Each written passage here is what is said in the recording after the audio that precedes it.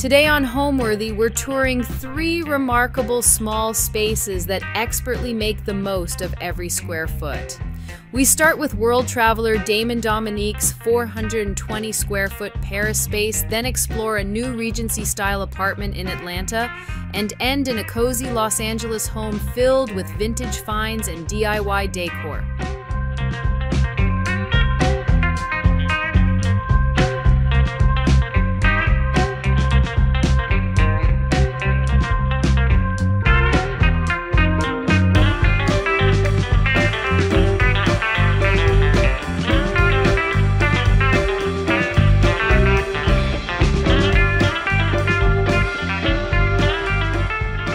You're watching Homeworthy, where we believe every home has a story. To shop items inspired by this and other Homeworthy episodes, be sure to check out the product links below for amazing furniture, accessories, and more.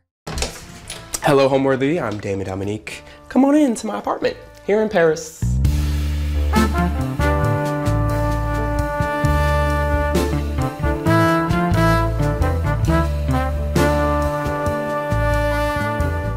Hello, I'm Damon Dominique. I'm a travel YouTuber, vlogger, blogger, whichever area you're from. We're here in Paris, France. This is my apartment. So I have lived in Paris now for 6 years. It depends who's asking, honestly, because I've been here for 6 years with an apartment, but I also studied here, which was the original reason I came to Paris. I came here to study French and just live, honestly, the cliche, like, Parisian dream that most Americans are looking for. This apartment, I swooped in here when a friend told me she was leaving. It was post-pandemic and she had had enough of this place, which I understand, you know, any place that you've been in during COVID, you kind of, you know, want to dip out of there. And so I've been here now for 3 years, but I had a different apartment before this in a different neighborhood for also 3 years, which wasn't as nice. When I first stepped into this apartment, I was blown away by just how Paris it is. You walk in, you have high ceilings. There's all these built-in architectural features. So like they have this wood paneling, a mirror, a chimney. It doesn't work, but still it's a chimney. A bookshelf. You walk in and you're hit with this view of Paris. It was everything that I wanted to have in Paris. And finally, my friend moved out. Finally, my friend moved out and I moved in. So I've been a travel vlogger now for literally 10 years. Like I was doing this before influencer or content creator was even a term. Back when like this wasn't, well, I was gonna say back when it wasn't a cool thing to do. Now I don't even know if people think it's a cool thing. The way different countries view certain careers, you know, it varies country to country. I feel like if you're really based in Paris with Parisian people, in my opinion, it's not like the coolest thing to be an influencer. So I always say that I'm a travel. I always like make sure to emphasize I'm travel YouTuber. I've been doing this now for over 10 years. It actually started when I was studying abroad in Paris, so it is kind of full circle. I was studying here, I had no money, living in an apartment that was probably just this size, and I was taking all these cheap flights and cheap trains, and my friends and family back home were asking how I was doing this, and I'm like, well, that's just how you do it in Europe. It doesn't cost too much to take an EasyJet flight to Barcelona or to Athens, so I started making videos about how to do it. I ended up quitting my jobs back in New York and focused on this, and yeah, again, it's been quite a minute doing this, and now it's really nice because it actually did pay off, and I'm here in this beautiful apartment, and every day I wake up and I'm like, wow, why do I travel so much? Because I have such a nice place.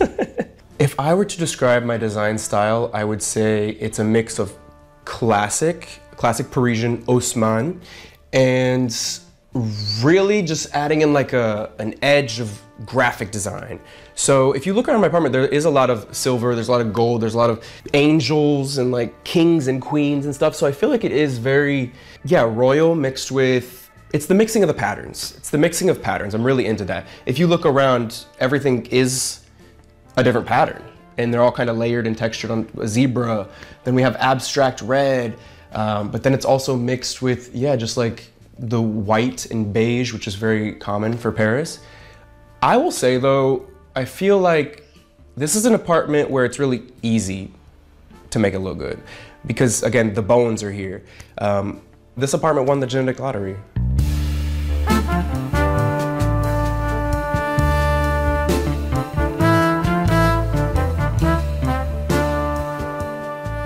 So this, oh, I just got goosebumps again. I am in love with my apartment. I just have to put that out there because I've always had crappy, janky apartments, and I finally feel like I can allow myself to design this place the way that I want to design it. Look behind me. You don't even need to do much, to be honest. This is already beautiful. By the way, I am renting this place. I'm not purchasing it. Although I did make a joke to my landlord where I said like, oh, if you ever want to like sell the place, and he didn't respond. I want to just show you some things. So actually these are storage, like amazing. So I put all my sunglasses and things here. I had lived here for 2 years before I realized that this also opens up. 2 years I lived here, I didn't even listen to this. I could have hit a dead body behind there. So everything you see in this apartment has it was either here, because it was my landlord's, or I bought it off this French website called Le Bon Coin, which is like French Craigslist. So these are statues. I laugh because it's like kind of ridiculous. This was like 220 euros, and I think it was the first time I ever allowed myself to buy something that I wanted. Not what my family thought was cool, not what my friends thought were cool. I wanted this.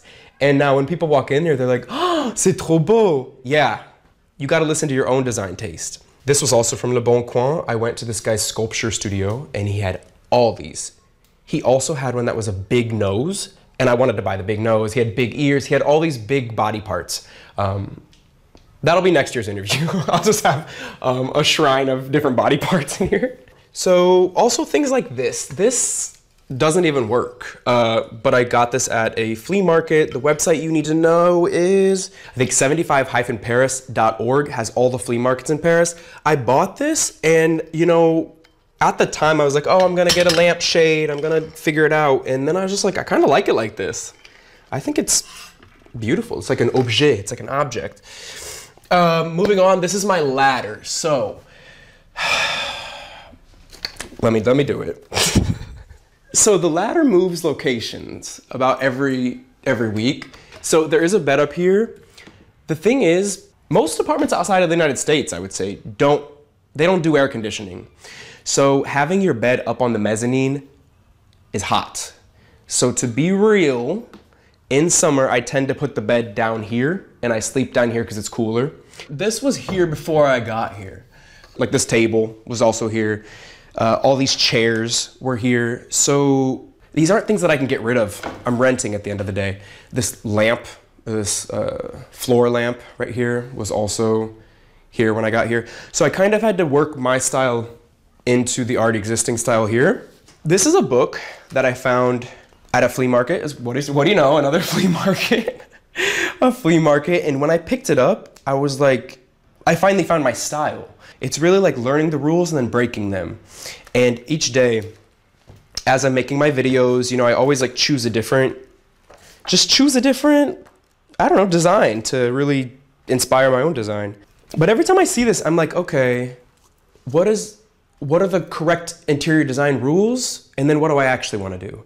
So I just leave it there as inspo.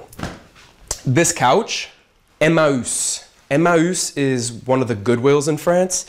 And there was a location at Riquet. Riquet is a metro stop in Paris. They have an Emmaüs there. And 2 days of the week, it's like a battlefield. If you do not arrive right when those doors open, don't even come. Like, don't even go. I ran in there. Tell me how the employee of Emmaüs this was a set. It was a sofa and a nice, like a fauteuil, like a chair to sit in. She set the fauteuil aside. I was like, I wanted that. Whatever. I ended up getting this. It was like 100 euros. Don't worry, I ended up spending like 200 to actually clean it. It's just a statement piece, right? This is the #1 complaint when people come to my apartment. Ah, ce n'est pas confortable. It's not comfortable. It's not functional. For y'all, but I'm the one living here. I'm the one paying rent. So this is exactly how I want to be living. This is pretty iconic, to be honest. I recently cleaned it up. I did a huge sidewalk sale in Paris where I invited all of the people who follow my YouTube channel to come buy the things in my apartment. This was one of the first objects that I bought for this apartment. And as I mentioned, coat of arms. I don't know. I was a former homecoming king, so I need to have this royalty in my apartment to remind me of when I was 18. Down below, these are the chairs. They're very I feel like they're artist chairs, right? Like you would see this in a painter's studio. I didn't buy these. This was also an object that was here from my previous landlord, or from my current landlord. And there's a lot of them around the apartment. In my opinion, there's too many. I'm trying to get rid of these, but I don't know what I can throw out, to be honest. But they fit perfectly right here. I'm always the one who's hosting my friends. You know, if you had an apartment like this at home, I would hope that you would want to host people. So we do bring out the chairs when my friends come over. Recently, I had a +1 party where you had to, it's already hard enough to make friends as an adult, right? It's even harder when you're living abroad in a country with a different culture and language. So I was like, okay, well, let's throw a party here called a +1 party. And it was super successful. It was the most beautiful thing that people showed up not knowing each other, and then they were walking out of the door drunk and giggling. Success. That was super cool. So as you see, not every cube is full of things. I did throw the sidewalk sale and I got rid of a lot of stuff. And I honestly think the idea of having white space or empty space makes the rest of the apartment look better. You don't always have to fill every little nook and cranny with something. And if you saw my last apartment, it was very full. In fact, my ex would always call it an artist squat because it was just furniture from the street, anything I could find, I put in my apartment. So I'm trying something new. I'm not an expert in this kind of stuff. I just know what I like. And maybe you're even watching a lot of these videos oh, I don't know what my design style is. That's fine. I didn't know what mine was either until it just started happening. I started going to flea markets more. I would walk around and you start noticing patterns and things that you're picking up. I noticed I kept on picking up things like this vase in the same style. We have a bigger one over here. This is meant to be for somebody's back garden. I don't even have a garden. This is my garden. So I wanted to put it in here. Now, when I purchased this, to be honest, this is something that I bought off not Zara Home, but it was one of those. It was probably, I think I bought it from Leroy Merlin, which is basically Home Depot. So yes, it was something I probably built really cheaply. When it arrived, it was broken. And of course, all my friends were oh, you're not gonna get a remboursement, you're not gonna get it reimbursed, it's supposed to be perfect. And I was no. That's how it arrived. You guys aren't getting it. That's what it should look like. I wanted it to look super used. And apparently somebody used it back when they were delivering it because it did arrive damaged. So this is a picture frame that from time to time I put. It's kind of cheesy, whatever, I think it's cute. Sometimes I put my friends' photos in this. It depends whose photo I have at the time. You know what I should do is print out one of those photos from my +1 party and put it in here. This is also something I probably got for €1. And it's also kind of a vibe to just leave it like this, which is how it's been. But yeah, typically I put my friends' faces in here. And I think it's just nice, to have people's energy that you choose to have in your life, in your space at all times. My friends might not be here all the time, and especially I have friends from all over the world living in New York and LA, and I'm from Indiana originally. So I think it's nice to see your friends from time to time, from day to day, even if they're not living in the same city. This was an object I picked up in Morocco, and it's where I keep my boulangerie money. So when you live in Paris, there's never a bakery too far away. And I like just having this in here just in case, somebody's sleeping over and they want to go get a baguette. I'm always take it from the jar. It's so ridiculous. But this is, it's supposed to be for sugar cubes. And I don't know, I just think it's one of those things you do that really make you realize you're living in Paris. This is the book I wrote. To be honest, it came out like this and I was no, I gotta spicing it up. Of course, when you're writing a book, it's not only your book, it's your book and the publisher's book. So this is what the publisher wanted, and this is what I wanted. So I definitely spiced it up. This is the journal book. Questions that I would have loved to have been asked as I was really off exploring the world for the first time. Questions about the things I value in life and how I see the world, and how I could potentially see it in a different way based on how other cultures view the world. It's just a book you're gonna have to pick up and read. I was always fascinated by this idea that so much of who we are today, so much of, even down to what we ate for breakfast this morning, what music we put on in the morning, how we view education, how society is set up, it's all based on this one factor: where we're born. We grow up in a country and we essentially become our culture. And I just always had this question: what if I were born halfway across the world? Then naturally I would have adopted those cultural values, those cultural beliefs, and that just didn't sit right with me. That the major part of our identity can just be so easily decided by just our birth.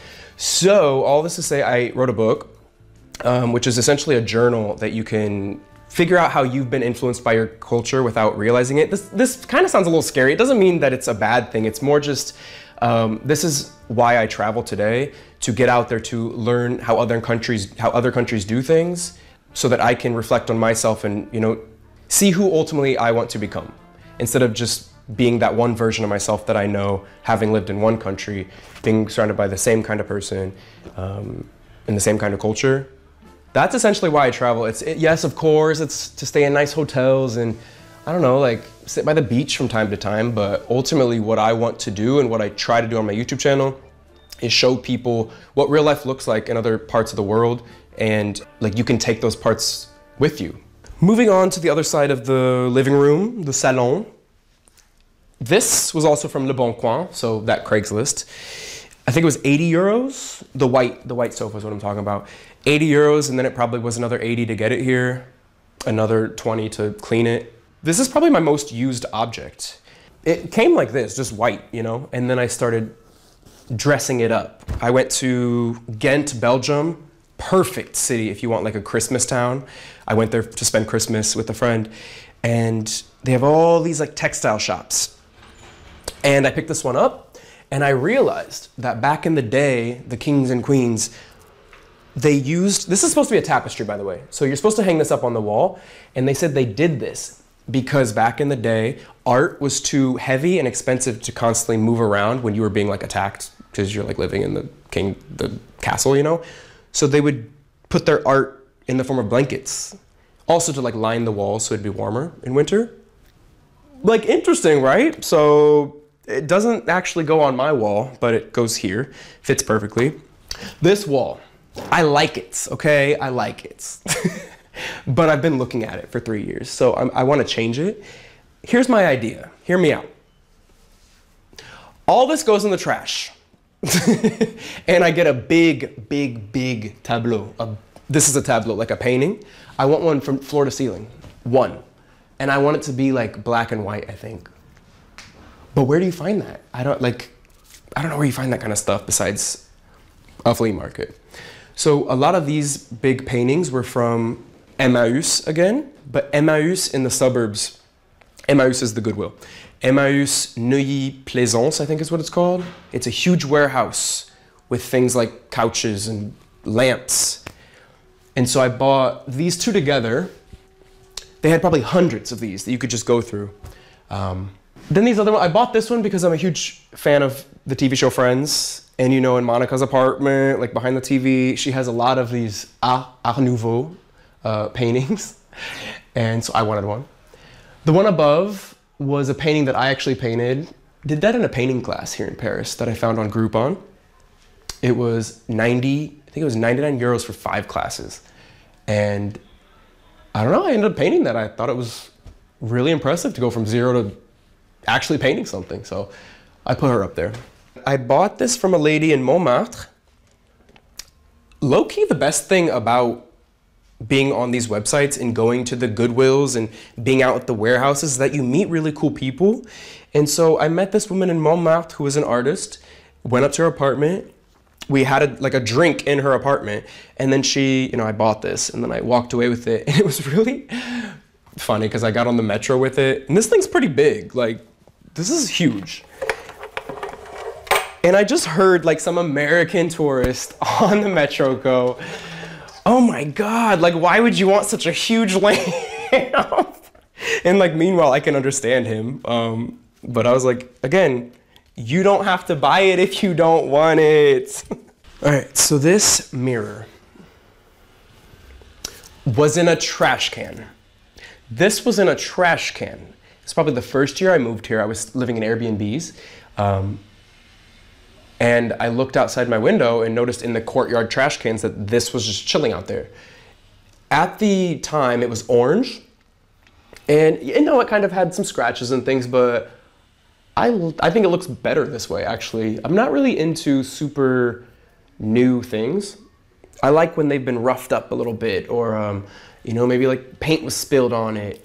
Sometimes when you purchase an apartment in Paris, they come with a cave. It's like a cave. It's really just storage below the building. And so I stashed this at the time in my ex's cave because I was staying in Airbnbs, right? I didn't have a place to store it. When I finally got this place, I was like, okay, orange doesn't work in here. So I picked up a can of spray paint, started spraying it. You know, I taped it and then I sprayed it, and you can definitely see the paint job here. But again, it's really liberating, actually, I guess, when you have this mindset that, like, I don't care if the paint gets on it. I just don't want it to be orange, you know? So, and I think having the paint on it shows that you cared enough to make it your own. Like, I don't know. I'm fine with things being a little roughed up. Now this painting, you can start to see a theme here. Like, I wanted it because of the gold details.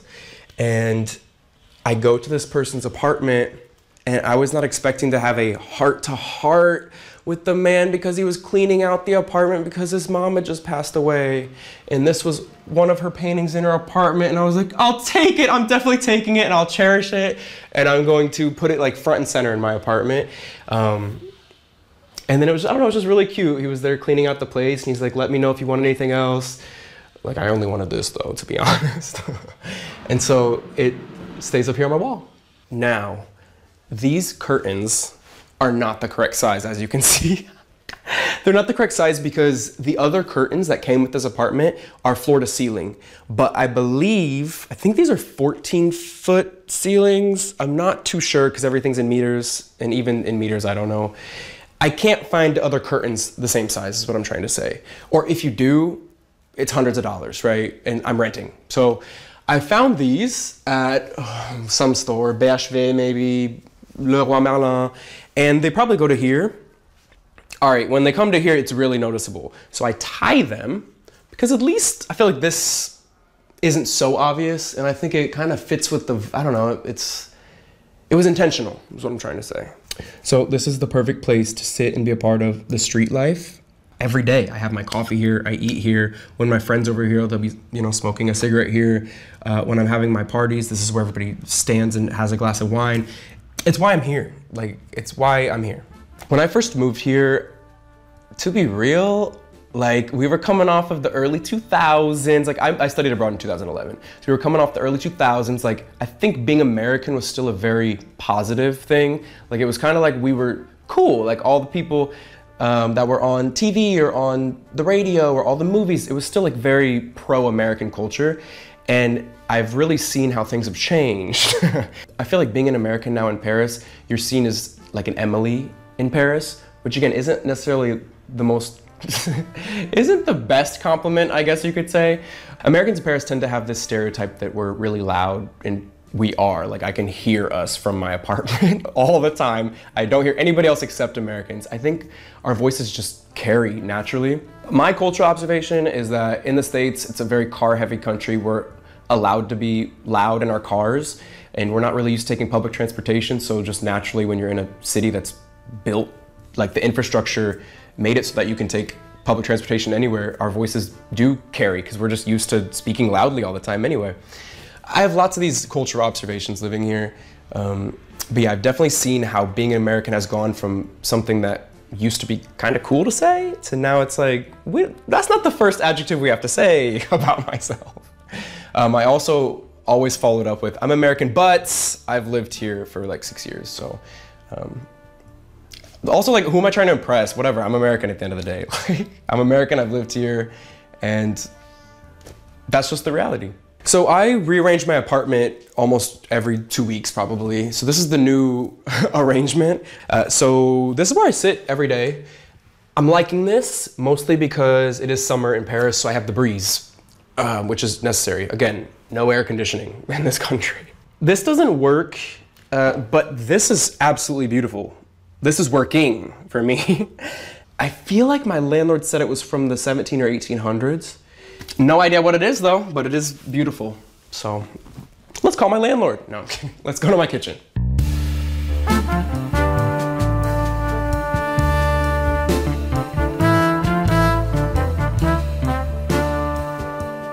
On the other side of the apartment is the kitchen slash second mezzanine. Again, this is nice because if I have people over, there is some sense of privacy up there and in the other room. There was a phase in my, I guess, interior design where I was just like loaded up, loaded in. I want everything filled.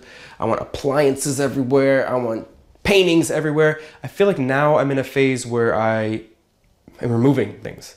This is what I was saying about the book. You have to learn the rules, or you have to kind of do one thing so you could do the second thing. So as you can see, it's pretty minimal. Again, this is not my place. I just kind of started renting it, so I had to go with the design that was already here. I feel like the wood, the gray, and the white, for me it was giving Japanese, so that's what I thought I would go with. So all of my appliances are black, beige, or silver. Up here we have some succulents. Again, these weren't even mine, they were just here when I moved in, and as you can see, they're kind of dying.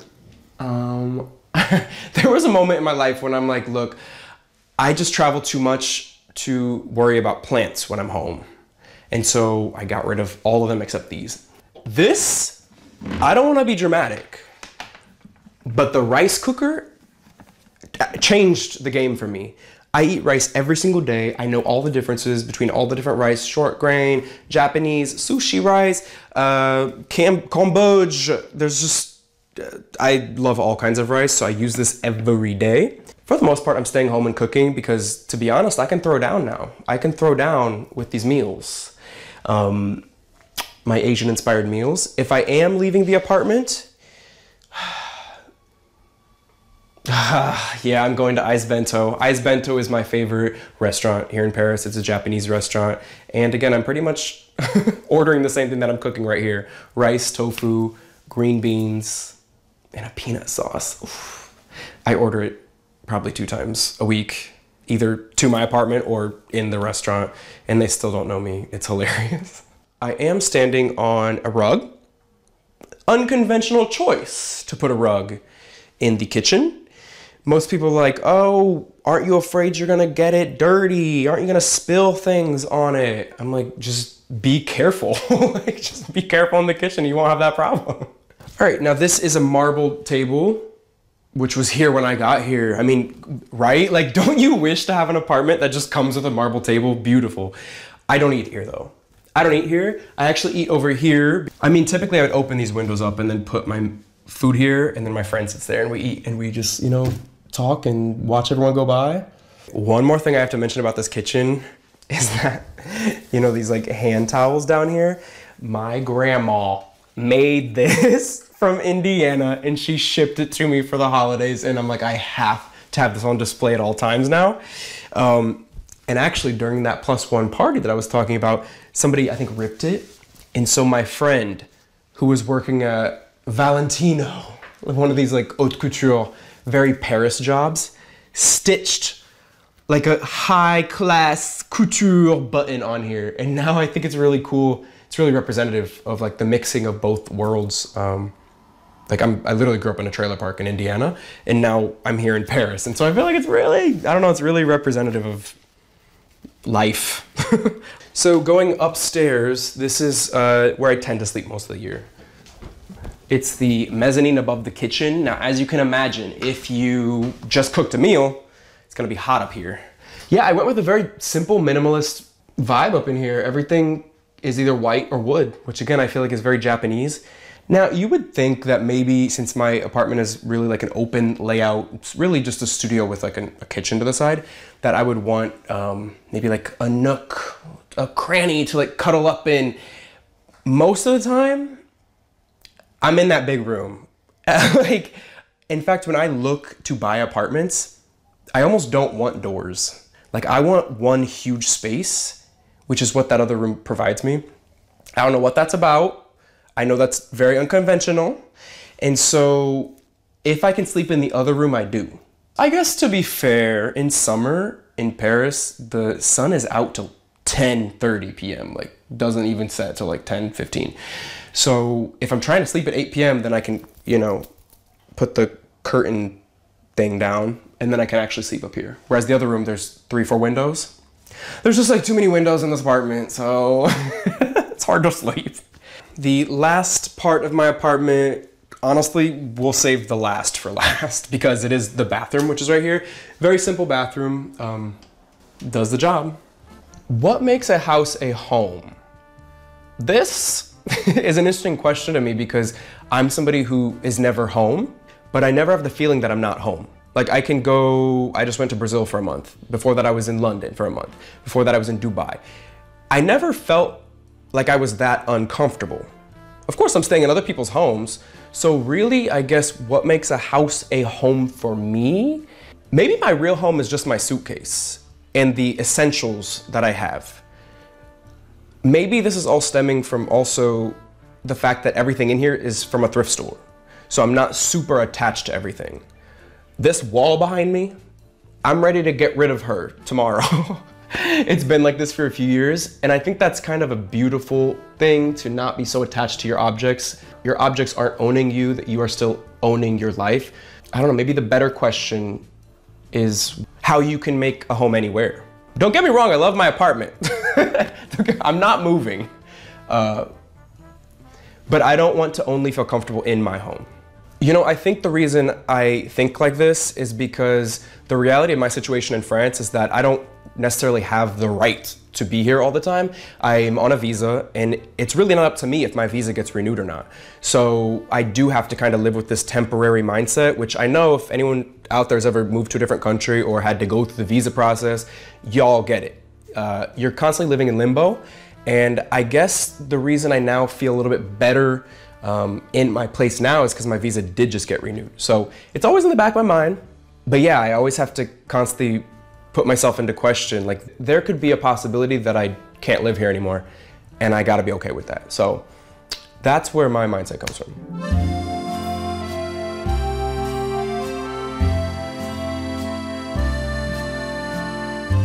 Living in this arrondissement was not even my intention. I, again, just moved in because the apartment was available, so I just swooped in there. I've always lived in the center of Paris, though, like the first, like 4 arrondissements. I've always been in Paris Centre. It is very chaotic and very busy, but at the end of the day, I can hop on my bike, the city bikes, and get anywhere in like 10 minutes, 15 minutes, so works for me. So here we are at the Seine. Ah, so nice. This is, again, one of the best parts of Paris. To sit by the Seine with your friends, giggling, hee-hee-ha-haing with a glass of wine. To be fair, this is not exactly the place you should come if you're gonna sit with a glass of wine, but what's nice is that I only live a few minutes from a view of the Eiffel Tower, which still, after all these years, I think is really special. I would say Paris is one of the only cities where I've been that I really recommend the touristy things to do. I think they're vraiment cool. I think they're really cool.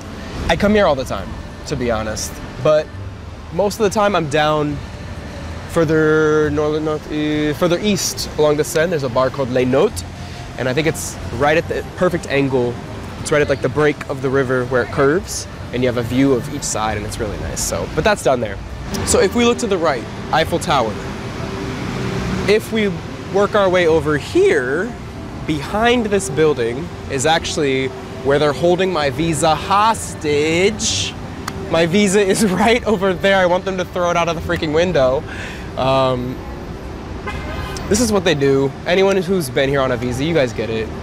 You know what I'm surprised by, actually? So these are the bouquinistes where they sell, you know, older books, newer books. They sell books, but they'll sell tourist things. I'm surprised why they haven't turned these into coffee shops yet. Like having a coffee machine here. Maybe there'd be too many people. Or plant shops. Since we're in the season of the Olympics, there was actually some drama with the bouquinistes because these people have been here for hundreds of years. And the city of Paris wanted to get rid of them, obviously because it's blocking the view in a way. But they were like, no, we've been here longer than the Olympics, so apparently they're still here. On today's episode of Homeworthy, we're in Atlanta, Georgia, visiting the home of interior designer Kevin Francis O'Gara. Kevin describes his style as New Regency, blending old and new elements in true Southern fashion. Since founding his design studio in 2018, Kevin has brought a refreshing take on classic style to interiors in Atlanta and the Southeast. Growing up with an appreciation for antiques, he skillfully balances timeless style with a contemporary approach. Enjoy! Hi Homeworthy, I'm Kevin. Welcome to my home in Midtown Atlanta. Come on in.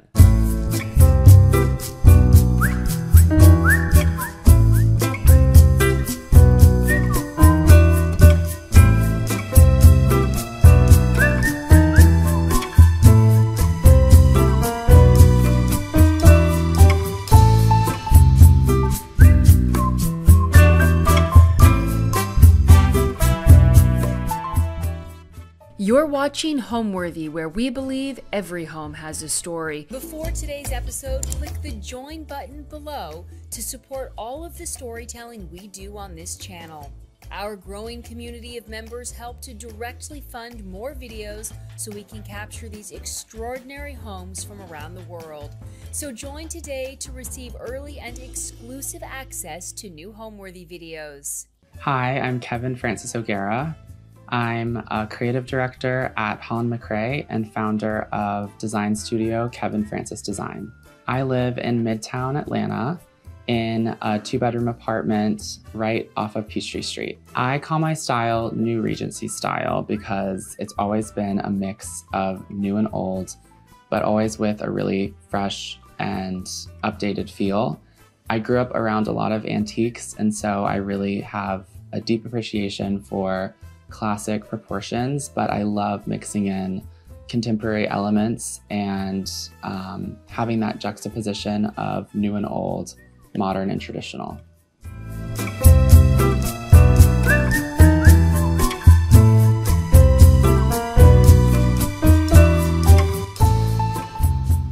Welcome to my kitchen and dining area. When you walk into my apartment, the first thing you see is this little entry vignette.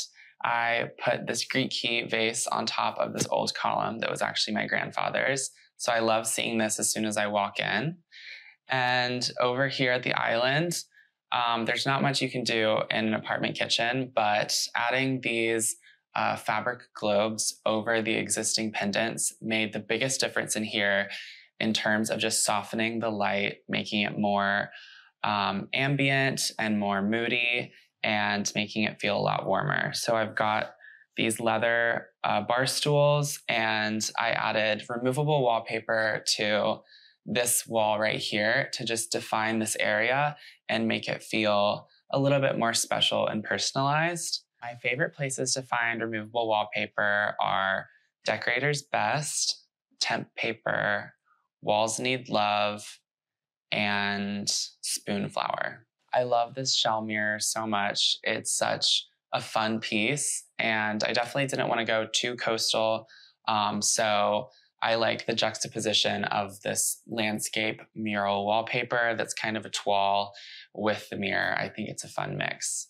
In most apartments, the island is one of the first things you see when you walk in. So I do like to keep it as clear as possible, and it sort of acts as an entry table. So I've got this bowl where we keep our keys. And so it's really easy to just toss them in there, and so helpful to have a place for them to go as you leave and enter. And I really like having flowers and plants over here to just make it feel as fresh as possible as soon as you walk in. It's a good first impression. So I grew up in Atlanta and I've always been interested in all types of design. But when I was a sophomore in high school, I started a blog called Dowswell and started really writing about home tours and design inspiration that I found and loved, and got more and more interested in home design. And that's how I really got into the design industry and started building my follower base and my style and honing my eye for design. And that led me into launching my design studio, which, and for my design studio, I provide design services, but also have a collection of area rugs, artwork, and candles. And my first area rug collection I launched going into college, and have since expanded into 4 other collections, one of which is in this room right now.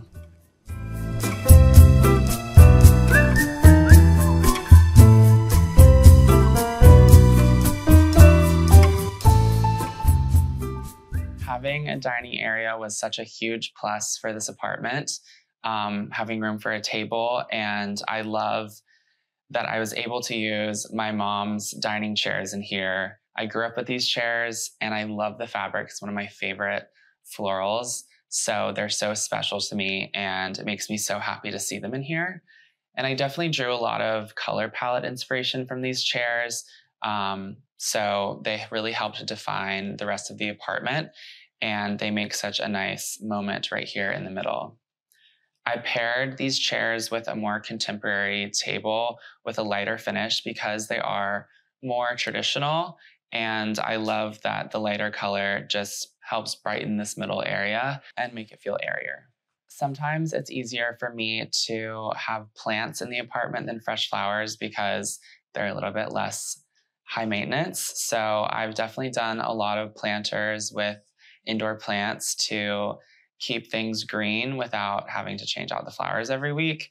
I love this more tropical plant in here because it's got so much height. And then I added these crystal candle holders because they're just so reflective and add a nice lighter, more modern touch to the table. The bar area was such a great bonus for this apartment, and I love to entertain, so this is definitely a centerpiece in the place.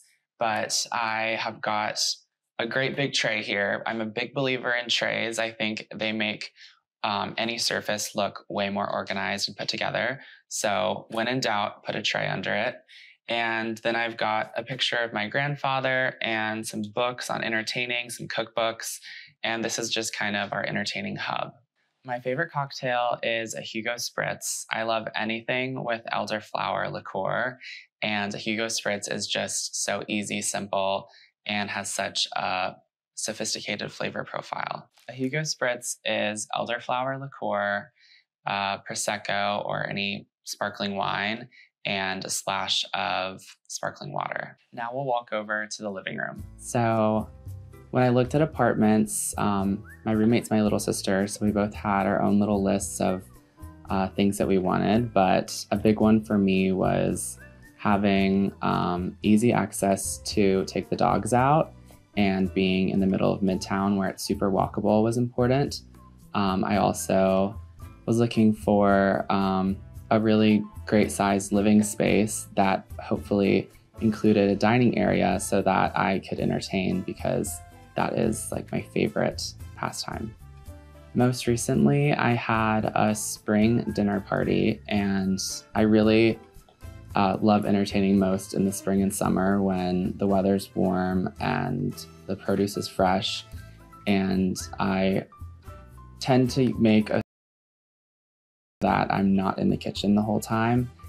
So I made some pesto, chicken, green beans, and fresh cherry tomatoes over rice. Super simple and easy, and was just such a great way to kick off the season.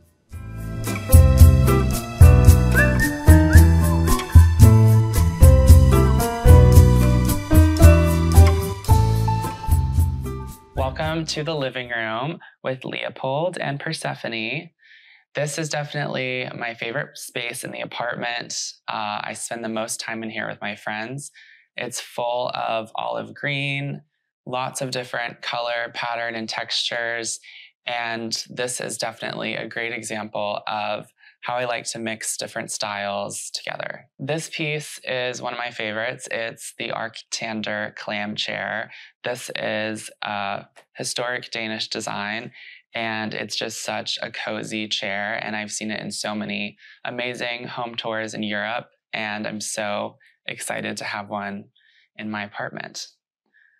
I wanted to incorporate as many cozy textures as possible while keeping the space feeling pretty light and airy. So I've got a great mohair on my ottoman here, a linen on this mini chair, and a cream boucle on the long sofa against this wall. I styled this nook back here with a bar cart, but I just put books and decor on it because I've got a bar already in the dining area. And one of the biggest impacts that I made in this area was adding a darker green wallpaper. It's actually a faux grass cloth to this nook. It added so much depth and made the nook look so much more intentional and made all the decor over here just pop so much more. So that was a great way to just personalize this area. This portrait is pretty special to me. It's my mom when she was a child. So I love having it in here and being able to see it every day. So one of the challenges with this apartment, which I cannot complain about, is that the ceilings are fairly tall. So I needed something really high impact to put above the sofa. Sofa is pretty low profile and more contemporary. So I figured out a way to bring a lot of pattern to this wall without having to address the entire wall. I took hollow core doors from Home Depot and applied this Lee Joffa linen to them and made these 3 panels. Not only do they soften the space, but they add an architectural element and they really fill out this wall so nicely. And then I was able to layer artwork on top. This is actually a portrait of Leo when he was a puppy, and I love how hidden he is in the greenery. This was at a nature preserve that we used to walk at all the time. One of the keys to decorating in small spaces is having multifunctional pieces of furniture. So I really like using a piece of furniture under the TV that you can use for other purposes. Here I used this desk from Frontgate. It's a great way to hold the TV, but there's also so much depth because it's a desk. So I can stack books in front of it, make it more decorative, or move the books away and use it as a desk if I need to. So this shield above the TV I found at Antiques and Beyond here in Atlanta. It just caught my eye. It's such a fun piece, so sculptural, but I love that it feels like it has so much character and history. On the TV is one of my favorite movies called To Catch a Thief. It's an Alfred Hitchcock with Cary Grant and Grace Kelly, and it is one of my top 3 favorite movies. My ultimate goal for this area was to create a really cohesive color palette, because sometimes when you walk into an open floor plan like this in an apartment, it can feel a little overwhelming with so much that you can see all at once.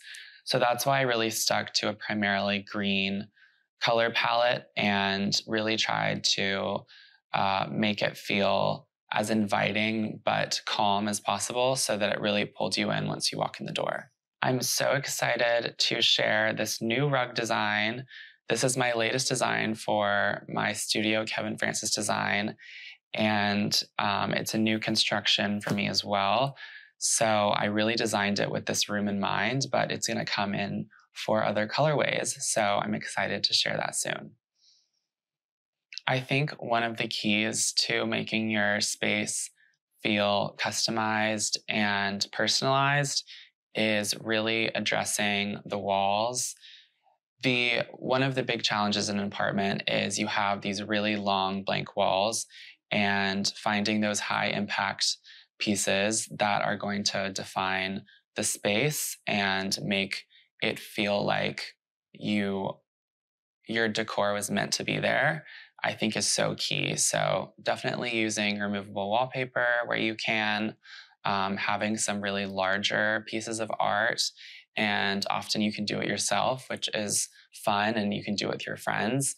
So there's so many ways to fill those walls in and make it feel like, you really considered every surface. One thing I always think about when looking at the furniture for a space is making sure I have a mixture of right angles and curved surfaces. So I really like to put a curved end table in an area where you're walking through, because it helps make it feel more open and less hard to get by. Just subconsciously, even, it feels like easier to walk by a curved table.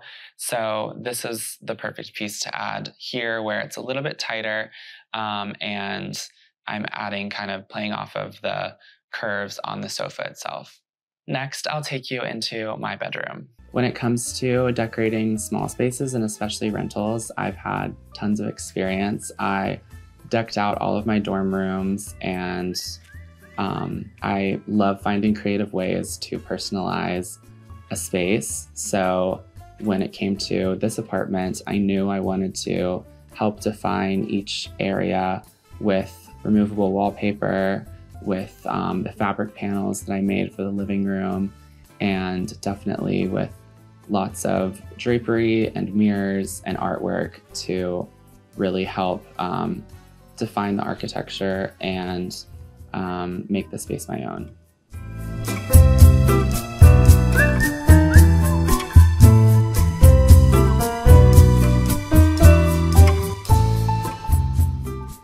Welcome to my bedroom.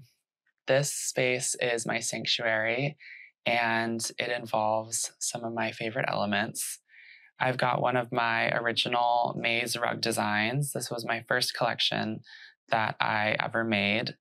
And I have a lot of blue and white in here, which is the color combination that I always return to. The main attraction in here is the do-it-yourself canopy that I rigged up. This was an act of pure imagination. I took curtain tracks and clips, and then had this drapery made at my workroom, and I love what it added to the space. I feel like this room really needed something big and soft, and this was the perfect way to add a lot of color and pattern without overwhelming the space and actually making it feel so much softer and more inviting. One of my favorite textures is burl wood. So I've got these burl wood side tables on either side of the bed.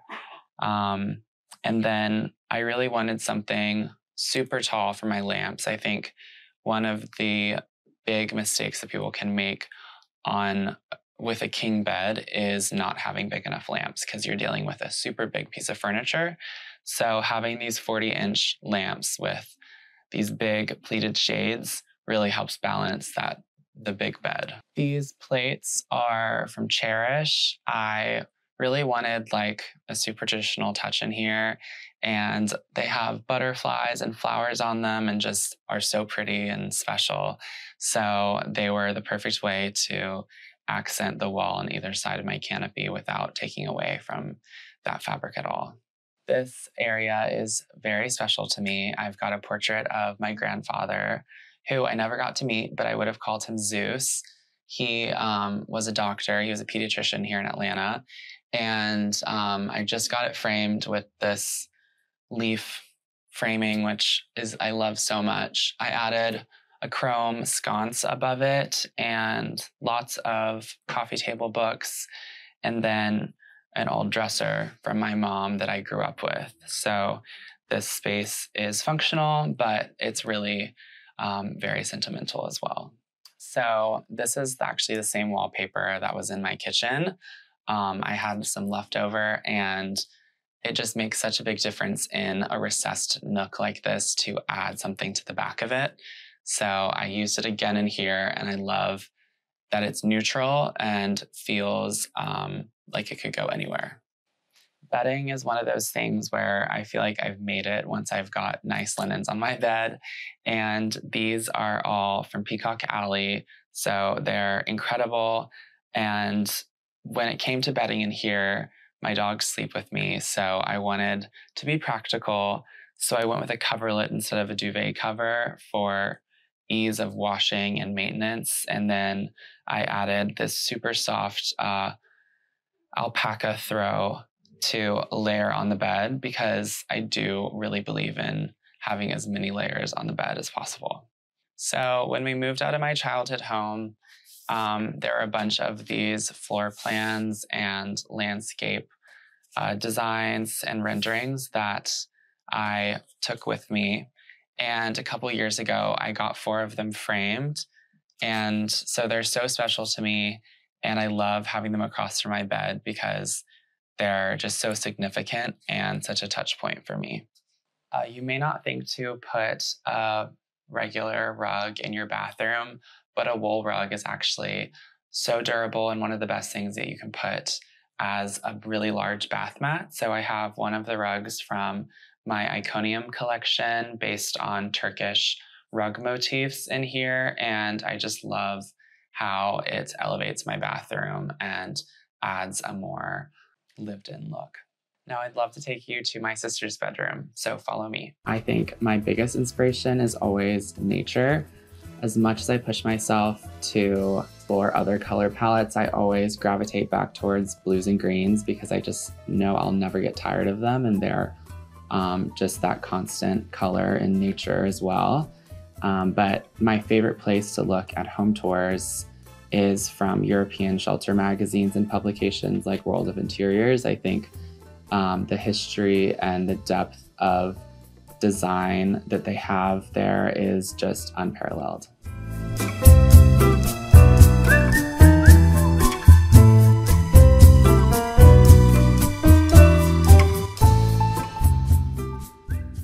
Welcome to my sister's bedroom. She was the perfect roommate because she told me I can decorate her room however I wanted to. So I had a lot of fun making a space that reflected her and also felt really playful and young and sophisticated all at the same time. The color palette in here ended up being blue and white like my room, really because I found these great panels from Frontgate. Again, another great way to address a large wall above a bed with this triptych. And then I also worked with Pepper Home on these pillows and matching drapery, which really gave the space a custom look and a designer feel to have those things coordinate. Since this room is a little smaller, we went with a platform bed that is really below your line of sight, so it has a much lower visual impact when you walk in.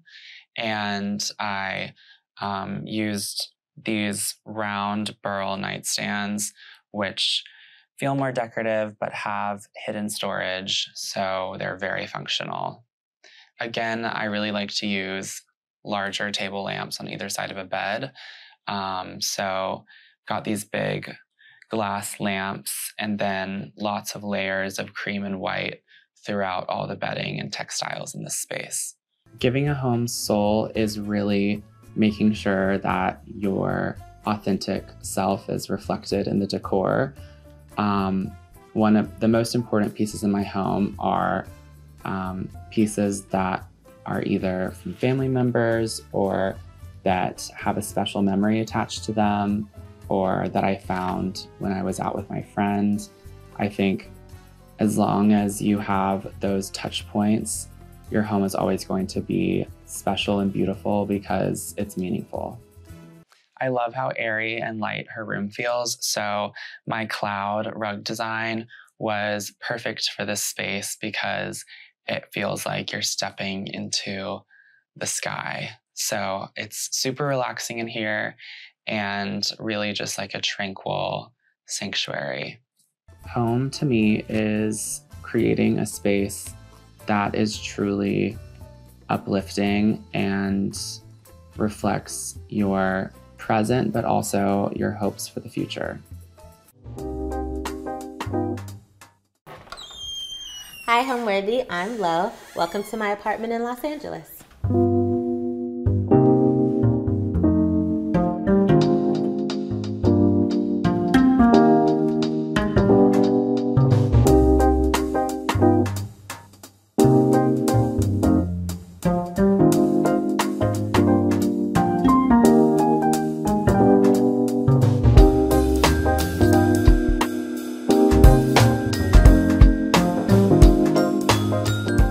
You're watching Homeworthy, where we believe every home has a story. Before today's episode, click the join button below to support all of the storytelling we do on this channel. Our growing community of members help to directly fund more videos so we can capture these extraordinary homes from around the world.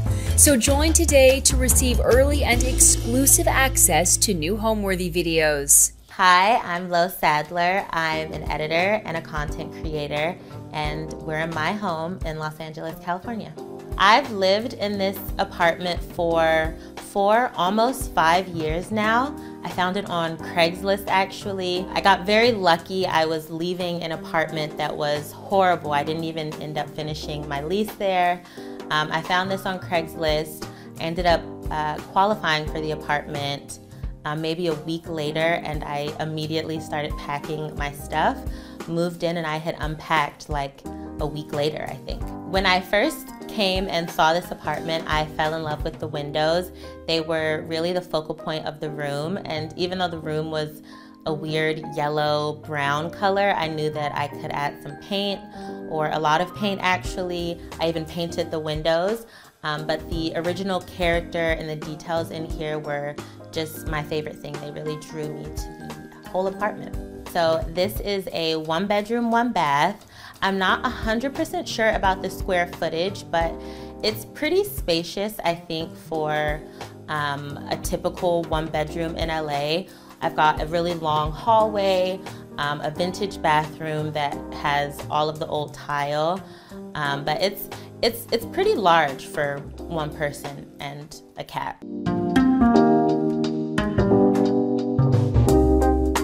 Welcome to my living room. It's small but mighty, I like to think. And there are a lot of objects in here, a lot of found objects, I think is what the people call them. A few things have like some cool stories, but I've got kind of an eclectic gallery wall. Actually, I think my favorite piece on the gallery wall is this sort of mirror mosaic thing. I actually got that in Morocco, and I didn't have any space in my suitcase, so I just had to like carry that around with me on multiple flights. But I think it was worth it. I think it looks very cool and nice. One of the focal points in my apartment, I think, is the gallery wall.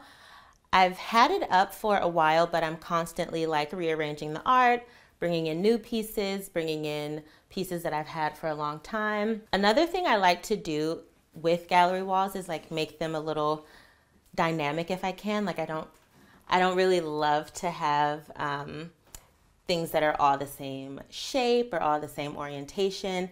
I love putting as much stuff as I can in there. I got these legs actually from my boyfriend's dad. He saw them, and I think he knew that I would love them because I love creepy figurines and busts and old crumbly things. But if I got these from a vintage store, I know they would have cost like hundreds of dollars probably, but they were $3.99, so I just threw some beads in there, and I kind of think it's cute. I also love small lights and candles. Like that's my thing. I very rarely turn on like big lights in my apartment, but I have this lamp. It's from, I think, DCW Editions is how you say their name, but it's like a touch to start, and I feel like that's really cool. I also have candles burning. Right now I've got bergamot and shisho candle burning. It's from PF Candle Co. I love them. I have their candles like all throughout my apartment. I'm kind of a hoarder when it comes to candles. That's my character flaw, I guess. But I've got a little bit of More creepy figurines sort of speckled in on my console here. These I grabbed just at Goodwill, I think, or maybe Salvation Army, and I used them as bookends.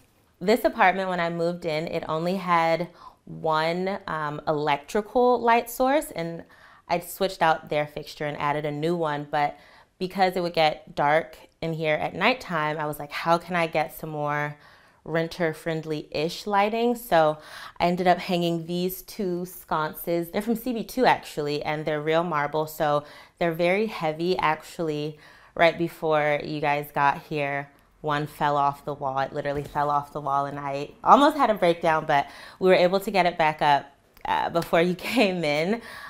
We used a bunch of anchors. I also have a chandelier that I sort of just mounted to the ceiling. There is no electrical connecting that to anything. I usually just have a puck light in there so I can sort of turn it on when I need to, but really I just hung it because I think it looks cute. I thought it could sort of be a part of the gallery wall as well. And it looks a bit funky, but I love when I have things coming down from the ceiling because it's such a big unused space. This corner is an interesting corner. I've had people question me about it a few times, but I don't watch a ton of TV, but when I do, I like to be able to like just watch TV easily. I know a lot of people like hide their TVs and they have the frame TV, which I think is very cool, but until I can afford a frame TV, I just got a regular one and popped it on an easel. This is not even a TV easel, it's like the cheapest easel I could find. And it holds my TV pretty perfectly, I think. And it sort of makes the TV look a little bit less of an eyesore. I like to think it's still a big black box in the living room, but I don't mind it. I don't think you really need to hide your TV. I know that's kind of like a faux pas with like real designers. But me, I'm like, you know, I live here, so I want to have the TV accessible. Also in this corner, I actually have a little closet. It's full of stuff. That's like my storage closet. I have all the doors that I removed from the rooms in my apartment, just kind of jammed in there. But I didn't want to like completely close that space off because there's the cutest little window in there and it lets in like good natural light, which I love natural light. But I just threw a beaded curtain up and sort of catty cornered the TV so like hopefully no one will notice all this stuff. I believe that hat is from maybe Senegal or the Congo, but it's basically a hat. I thought that could be another fun way to sort of zhuzh up the TV, like add another little pop of color. I like that it looks very handmade. It is handmade, and I love sort of bringing in things that are a little more organic in addition to all the sort of like hard lines and structure, things like that. My living room is also kind of like the crash pad hangout spot for everyone. This couch has seen better days. There have been a lot of spills, a lot of vicious cat attacks if you kind of look closely, which maybe don't look closely, but you can see where my cat sort of like took a lot of his frustration and anger out.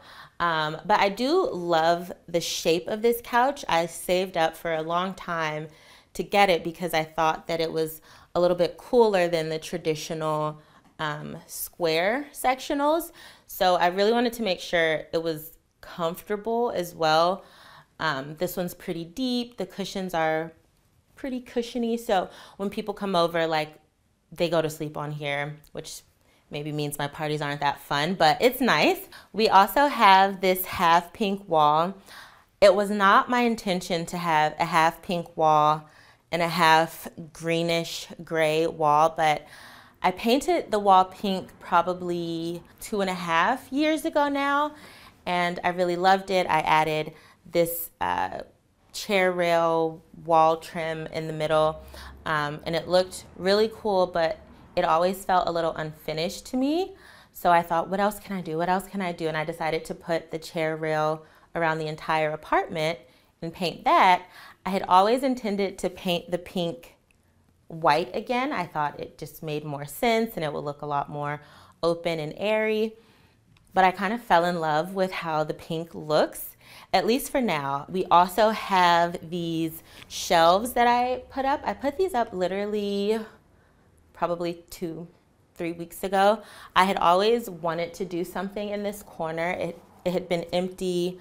I just had like, I think 1 or 2 pieces of art hanging with the that wall sconce there, but I had a bunch of decor that I wasn't using.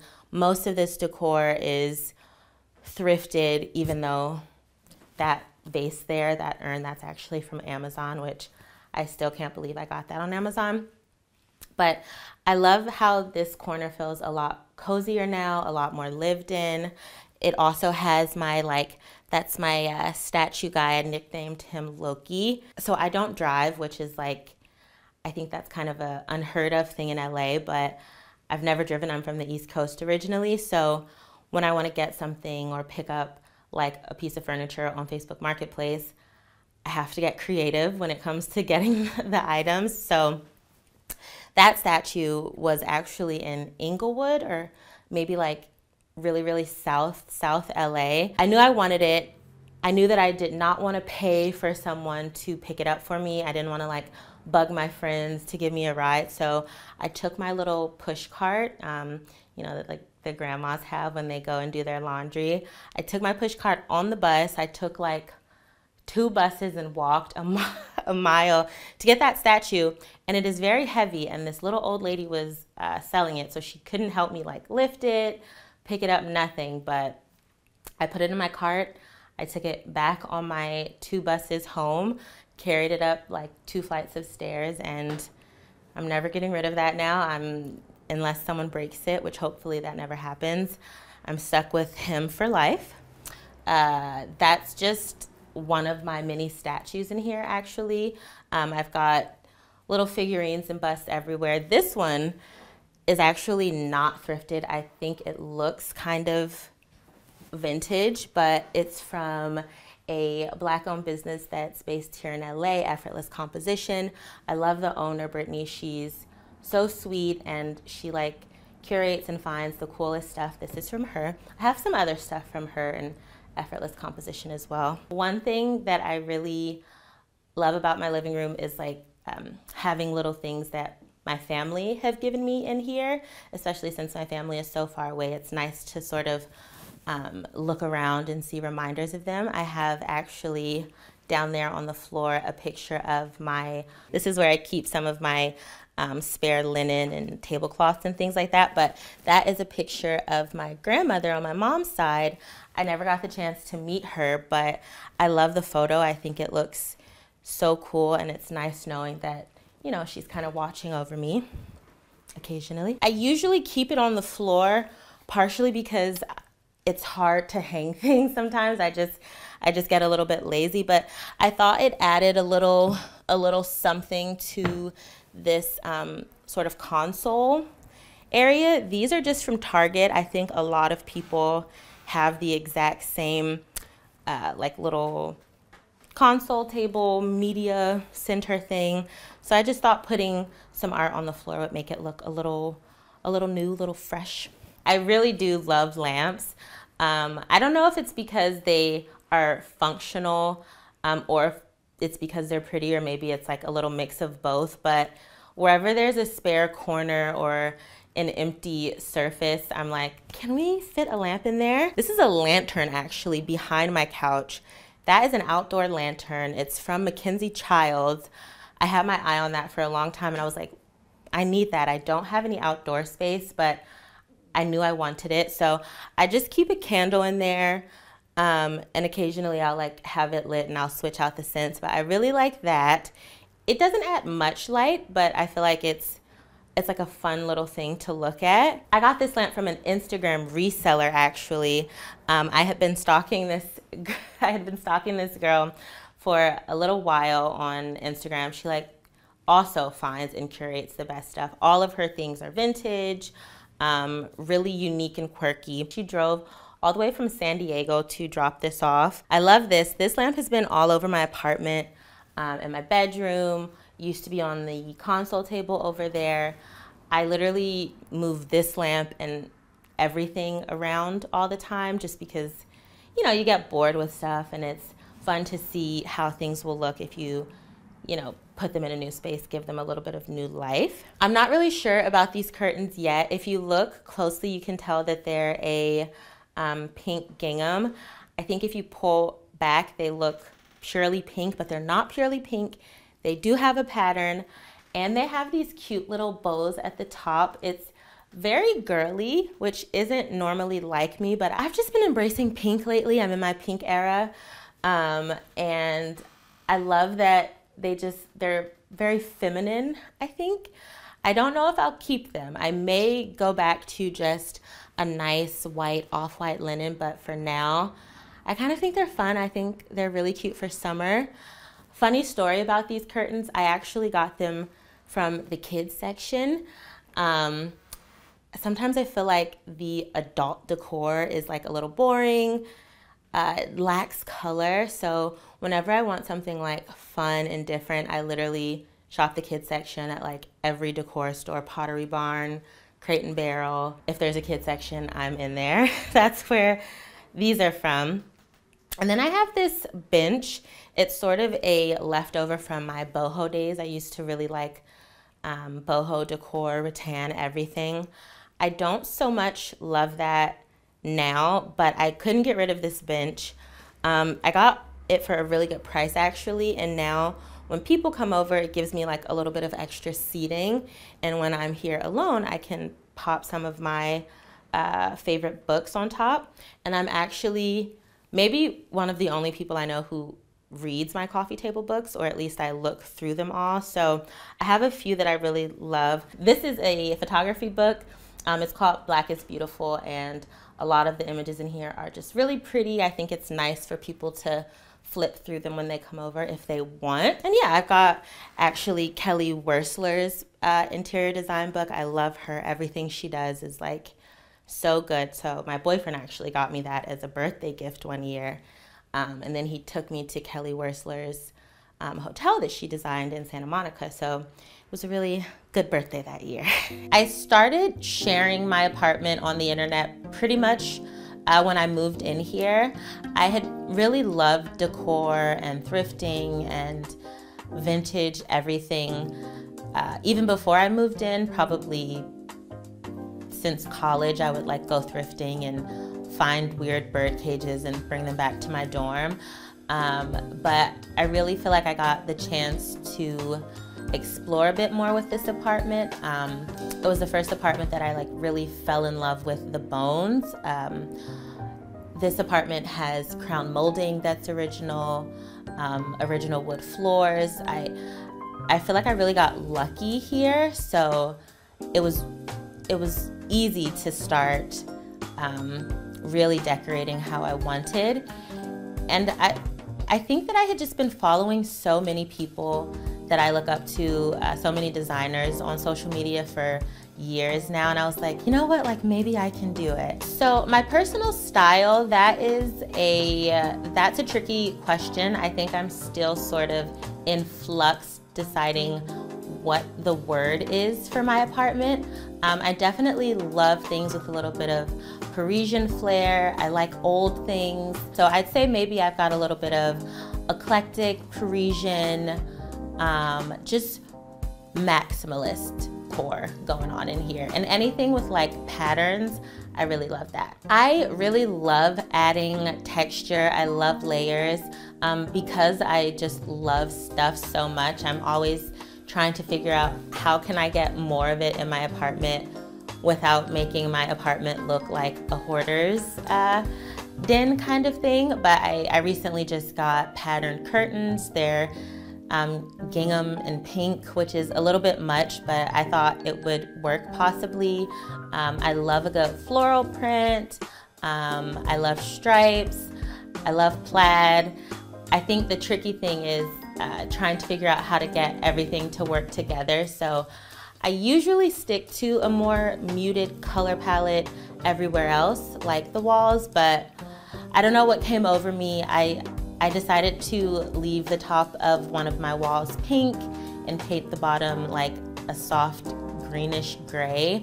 I don't know how long it'll stay like that, but right now I like it. Now we're in another corner of my living room. There is more color as well. We've got, it's hard to pick up on camera, but the door is actually light blue.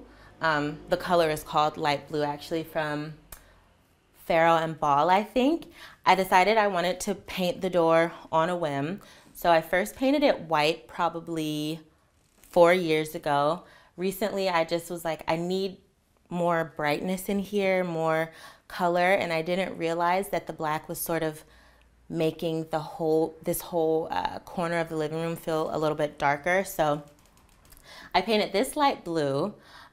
This color, which you may not be able to tell, it's slightly different. This color is Cromartie from Farrow and Ball, and it's a little bit green, a little bit gray. I think it depends on how the light hits it. I like how much more open everything feels in here. We have this sort of faux entryway situation over here.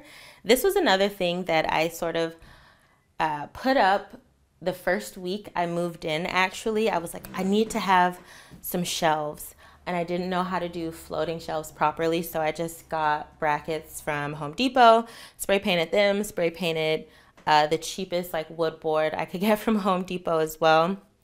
And I use this sort of as like the drop zone in my apartment. So I've got my keys here, my rings, a little hand sanitizer. But I also have a few pictures of my family here. They're really small. I don't have like too many photographs of real people in my place, but I do have these ones of my family. I've got my dad when he was really young. This is my grandfather and my dad and my uncle. They're very old, so it's like black and white vibes just to give you a sense of the age. And then we've got a picture of me and one of my sisters and my mom. So I thought that was cute. And like when I'm like running out the door grabbing my keys, it's sort of nice to like look at them and then, you know, dip. There's just like a few random things. I've got another little bust here. This one is also from Effortless Composition. I really like this one. It gives me a little pop of color. I've got disco balls because you've got to have disco balls if you live in LA. This corner is actually a work in progress. It's still sort of coming together. I don't think the lamp is going to stay here, but this lamp was kind of the most epic. I found this on the street. It was like in the trash pickup area where people just like dump the stuff they don't want. So I found this on my birthday actually. I was leaving a ramen place, which is like right up the street from me in Koreatown. We had had a few drinks and my best friend offered to carry this for me in her heels. So she literally like walked it up the hill. It was free, and I've looked this up online. These kind of lamps go for just a lot more than free, typically. The whole corner, actually, I think is either thrifted or Facebook Marketplace finds. This little cabinet, I got it from Facebook Marketplace. The gentleman drove it all the way from Torrance for me. I've gotten really good, I think, at talking to Facebook Marketplace sellers. I think, and this is like my secret, I guess I'm gonna share it with everyone, is you have to like compliment them right off the bat, but you can't be too interested because then they'll know that they have like a really good find. So you have to be really nice, go out of your way to like give them a little kind word, and then you'll have people who offer to drop off items for you that are really heavy. I just mostly use that for bar stuff. We're a little light on supplies right now, but eventually it'll get filled up again. It is the weekend. I've got another statue here. This one has lights, so this is really fun at nighttime. I sometimes turn this on to get a little extra twinkle, this statue. And this mirror, it's a pretty epic mirror, I think. If you look closely, you'll see a lot of imperfections and stuff. These are things I can't help at the moment. I think I'm gonna need to get someone who can clean behind the glass to get rid of some of these spots. But I got this from the Habitat Restore, the Habitat for Humanity Restore. I love shopping there. They have so many good vintage things, and all of their proceeds go back into Habitat for Humanity. So it's like, you know, you get cool stuff and you help other people get cool stuff, a house maybe. It did need a lot of love and fixing up. It was completely shattered from, or like separated from the frame when we brought it upstairs. So I had to nail a lot of things together. I had to like glue the frame. You can see like all of the staples I put in there because it literally was falling apart, but now it's here. I don't think I'll be getting rid of this anytime soon either. This corner is pretty different from the rest of the living room. It's a lot darker and heavier. I actually did not want that vibe. I didn't really want a dark and heavy vibe. I wanted it to be a little lighter and airier, but I really hate painting original wood. It like kind of pains me when I see people doing their like thrift flips, which always look cool in the end, but I'm just like, no, I hate to see you get rid of the old wood, the cherry wood that has like so much character. I initially planned to paint this mirror. I thought I might paint it gold or just sort of strip off the dark original color. I can't bring myself to do it, at least not yet. I don't think I'm a good enough DIY either to really do it justice. So for now, we just have a very dark corner. It gets a little lighter when I turn on like my candle warmer and these like little twinkle lights up here. This is kind of the best spot for selfies actually. So when people come over, you can turn this on, turn these little twinkle lights on, and you can get like a really good mirror selfie vibe going. So you've got to have your mirror selfies, and it's nice when they're right next to the drinks. This was, I actually bought it in 2023 at the end of last year, but it didn't end up shipping until the beginning of this year. I got it from Lulu in Georgia actually, and it did cost me a little bit, but I was like, I know it's gonna look so good in this corner. I actually had to downsize from my old dining table, which was a lot bigger, but this one I think just looks better, packs a bigger punch. But so I'll sometimes have like my friends sit here, but because the table's so small, we still overflow to the couch, overflow to like my comfy chair. Sometimes people just sit on the floor, which that does make me feel bad as a host, but what can you do? You know, let them ground, I guess. I think what I love most about my home, it's kind of like a two-part thing. You can't tell right now, but usually my apartment gets like the best light. The windows that sort of sold me on this building, this apartment, they're huge. They take up almost an entire wall of my apartment. So when the sun is out and we've got like some good weather here, it doesn't feel like we're in one of the busiest neighborhoods in LA. It feels like we're somewhere cozy, like tucked away. So I love that. I love the natural lighting we get. I also just, you know, this is like maybe a little less concrete, but I just love how it feels in here. Usually like my friends will come over and we'll just like have a drink or two, have snacks, vibe. And I love that people kind of get comfortable. It's not like we're not very precious about things in here. I think it's just like a good vibe spot. Let me take you into my kitchen now. This space, I actually have a love-hate relationship with the kitchen. It's pretty big considering the size of my apartment, but I am not the biggest cook. I can cook, I just choose not to. My boyfriend does most of the cooking in here actually when he's around. But I do love the idea of a big kitchen. I love like decorating a kitchen. This room still needs a bit of work, still needs a bit of love, but there are some fun things in here. This is a sort of a touchy subject on the internet. I used to have a sort of a full line of cabinets right here, but I took a saw to them actually and sawed the cabinets off. so that I could bring in this cabinet. It has a little bit more storage, and I like to think it's cuter. This just holds like my teas and spices and stuff. That's the one thing I do enjoy, even though I don't really cook very much. When I do cook, I love to have seasonings, and I like to have them like easy to grab. My sawed off cabinets, I feel like now you can barely even tell that I cut them in half. We sort of repainted everything, replastered, filled in all the holes, evened out the sort of line right there. But again, you don't have to like get too close into there. We also have my sink area. It's definitely an old apartment, and you can tell it's an old apartment by the kitchen, I think. My landlord just kind of gave me the landlord special. I really like my landlord, but they definitely painted everything white in here. So they painted over the original tile.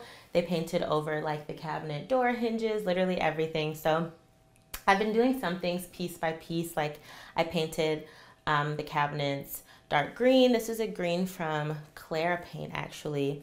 I changed my faucet, and I got this pretty gold one. I really wanted the faucet that has like a double bar, but I was on a renter budget and I didn't want to spend a ton of money. So I got this, which I still think is really nice, and I can sort of spray it around, move it around, which is cool. I also added these peel and stick tiles. They're very renter friendly, actually. Like when I was applying them, I messed up a ton, but when I would like pull them off to restick them, they didn't mess up any of the old painted tiles. I actually did a checkerboard pattern, which was very monotonous, and the pattern actually did mess it up a little bit if you look closely, which again, just don't look at anything too closely in here. But I think if you zoom out and you pull back, I think it looks pretty cool. You know what? It is funny. They gave me 2 sources of lights in this kitchen and really none in the living room. But I got these light fixtures from Terrain, which is, I think, like Anthropologie's sister brand. And I hung these myself. I added these ceiling medallions. The ceiling medallions are new, and they are a little smaller than I had imagined. I think they are definitely a lesson in reading everything when you shop online. I thought they were going to be a lot bigger, but I just didn't read correctly, so they're quite tiny, but still cute, I like to think. And I think they add a little more of a sort of elevated, maybe Parisian style to an otherwise kind of boho light, which I like. This rug isn't vintage. It's one of the washable rugs that you can just grab from Ruggable. And I like that it's washable because otherwise I don't think I would have a rug in the kitchen. I imagine that if I cooked more, it could get very dirty very quickly. This one is washable. I have washed it. Normally I kind of use it to cover up the paint that I spilled on the floor when I was painting. My cat stepped in the paint and his little footprint is down there, which is cute, but I'm not sure how I'm gonna get that out when it's time for me to move. So my fridge, it's the closest I could get to a Smeg fridge, basically, without paying the Smeg fridge price. I just got this one, and I sort of begged my landlord to let me bring this in and get rid of the old, really tiny white refrigerator that was here originally. This doesn't fit a ton of food, but because I don't cook that much and because it's only me who lives here full time, it works for now anyway. If I move, I may end up leaving this fridge here, sort of upsizing, but for now I think it's good. I just have a few little pictures, some more family. These are my little cousins, Zora and Zay. I think they're so cute, so I just put them up there and they make me smile whenever I see them. And then we have my boring stove. It's not a cute stove, but to make it look a little more exciting, I just hung these little shelves here They could definitely use a little more styling, but it's kind of practical. Those are sort of the glasses I grab the most when I have wine with friends. And then I added that little LED light right above so that when my boyfriend cooks, he has a light so he can actually see what he's doing. One built-in that I think is very cute. I haven't done anything really special with this. I think it would look cool with wallpaper maybe, but for now I just use it to hold some of my cuter glasses. I've got a lot of vintage cups in there, a lot of not vintage cups in there as well. And then I have just a sort of mini gallery wall. This is kind of where all the art goes that I love, but I don't really know where to put it. So I've got this, which is actually, when I worked at Urban Outfitters, I worked there for like 2 years. We would get to bring home so much stuff and we got like such a good price on everything.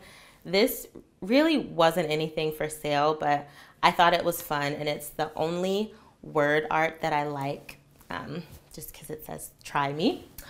And then I've got some more thrifted things, a little smoking cat up there, which is really fun. It reminds me of my cat. I always think of him as kind of like a surly man who may or may not smoke.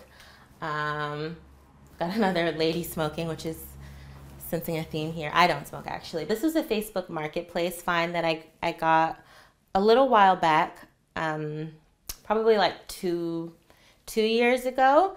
When I do cook, this is sort of where I prep everything. So I'll like chop veggies and stuff here. I make my tea here usually.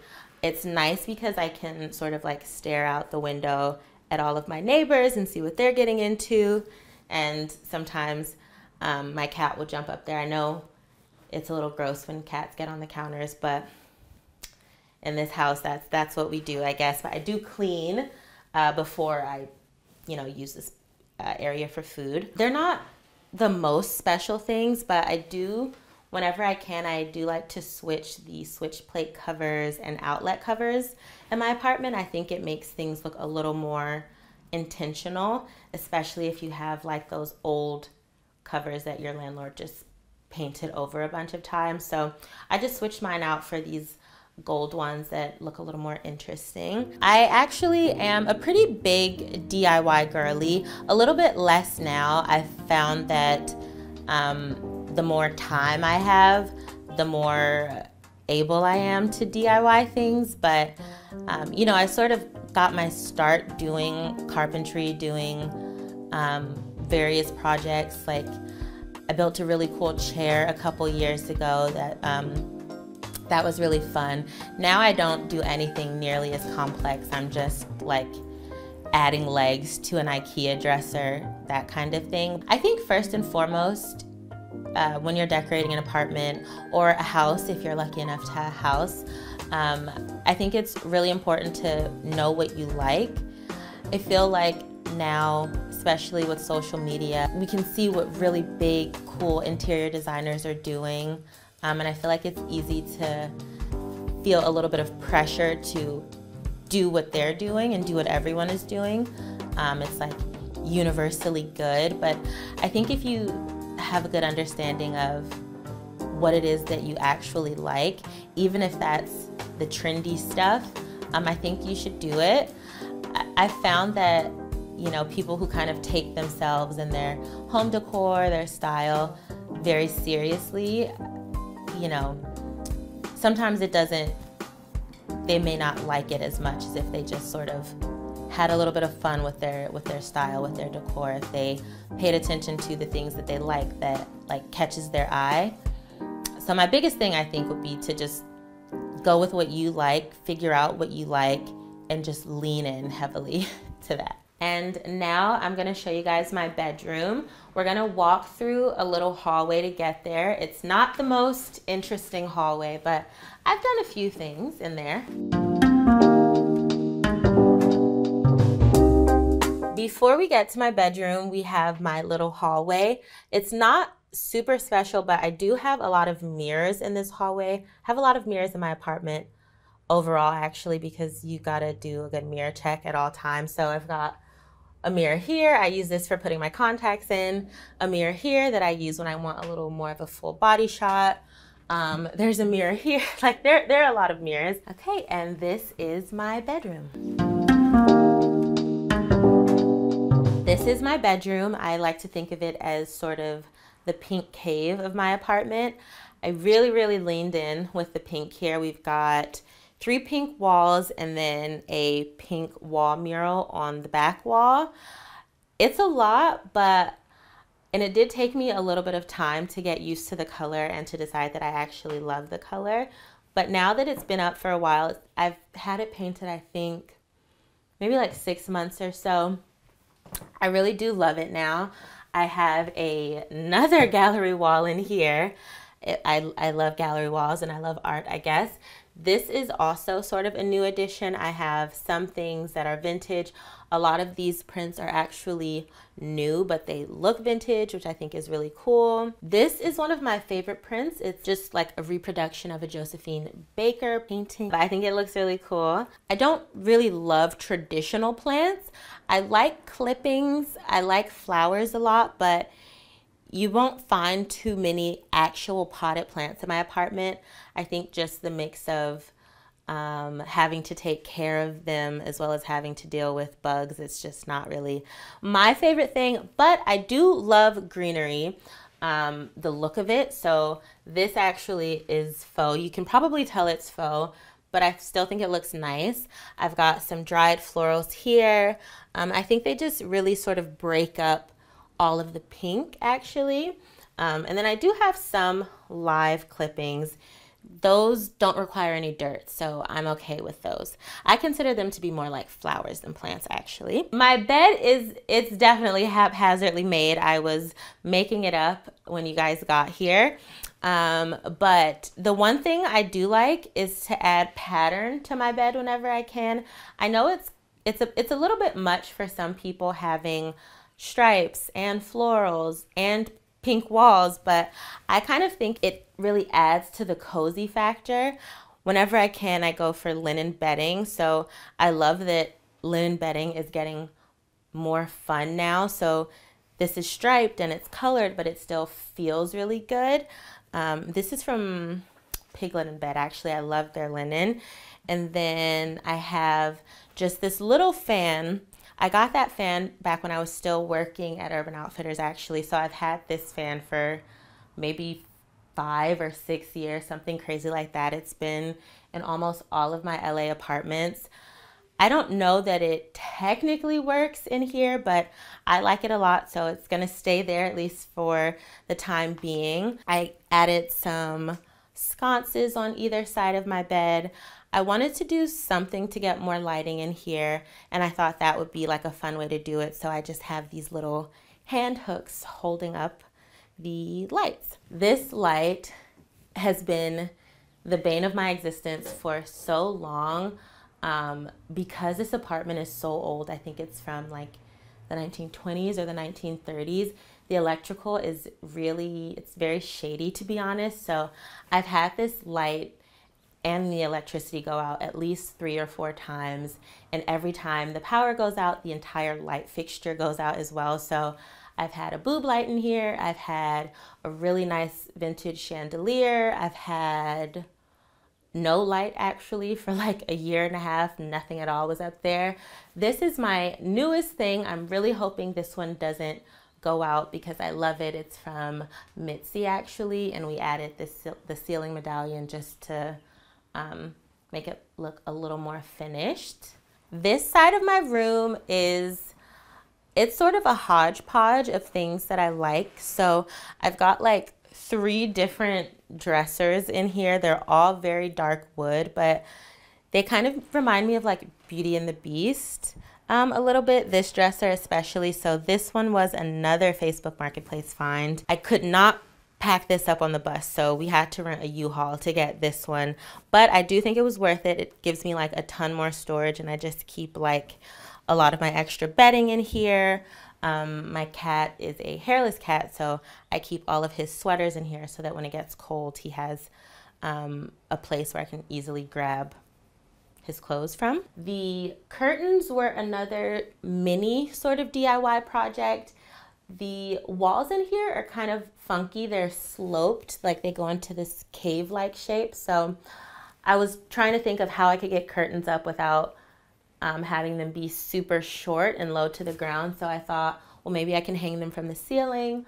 I sort of made this somewhat janky little DIY rod with just chain and some C-hooks. I just screwed those into dowels from Home Depot and painted them black. And I kind of feel like it gives my room like more of a cottage kind of feel a little bit. So I like that. And then I have just my chair in here. Usually this chair is filled with clothes. It's not usually very cute or clean, but I got rid of all my dirty clothes so that I could show you what the actual chair in the corner looks like. So this is wallpaper, and it's the traditional wallpaper, but I really didn't want to put traditional wallpaper on the walls in here. I guess that's where I draw the line with renter-friendly upgrades. So I put this up sort of doing a little fun hack. I used basically double-sided tape to get this up here, so it's really removable. It comes down easily without messing up the paint. And I think you can't see a lot of the print because of this huge dresser here, but I still feel like it adds a little bit of something to the room. This huge bust right there, that was another gift from my boyfriend's dad. I don't know I'm not sure like who his clients are, but he's a contractor, so whenever they have cool stuff that they don't want and he doesn't want, he gives it to me. But I love that guy. He just sits on the floor right now because he's too heavy to go on any type of furniture without breaking it. I do have these like wooden beads. I really have no clue what they are, but I thought they looked really cool. And I think I got them for maybe like 39 bucks, which to me was kind of a good price for them. But I used to have them on my coffee table and it looked kind of beachy, a little too beachy. So I thought maybe I can hang them from something and they might look cool. Well, this dresser was another project that I did and the internet had thoughts about it. A lot of people didn't love the color, which I don't love the color either now that my walls are pink, but you know, it does its job still. I basically just added legs and these dowels for handles. One day I think I'll stain the handles a different color. I may or may not paint this again, but for now, again, I do like it. I've got, of course, more Facebook Marketplace finds. This huge mirror, I do love it. I've never bolted it to the wall, but it's never moved, it's never fallen down, and it's great when I like do my makeup and stuff in the morning. I've just got like a little cabinet here where I keep all of my like scents and perfumes and things, so I really love that. I think what gives a home its soul, I think it definitely depends on the people that live in the home. I think that also is affected by what you bring in. I bring in a lot of stuff, a lot of vintage things, a lot of new things as well. But what I've been doing a lot more lately is just being a bit more intentional with the things that I get, the things that I find. And I think I've noticed a little bit of an energy shift in my apartment because of that. Like, you know, if you buy into the whole vintage things have energy sort of side of the internet, I feel like you'd be able to tell that sometimes you get things that maybe have the energy from the previous owners, and I like to make sure the energy is good. So if I'm bringing in anything, even if I'm inviting people in, I want to make sure that they're contributing to the overall feel. They're not messing anything up, not physically, but just energy-wise. Thanks for watching. Be sure to go to homeworthy.com for exclusive content, shopping guides, and so much more.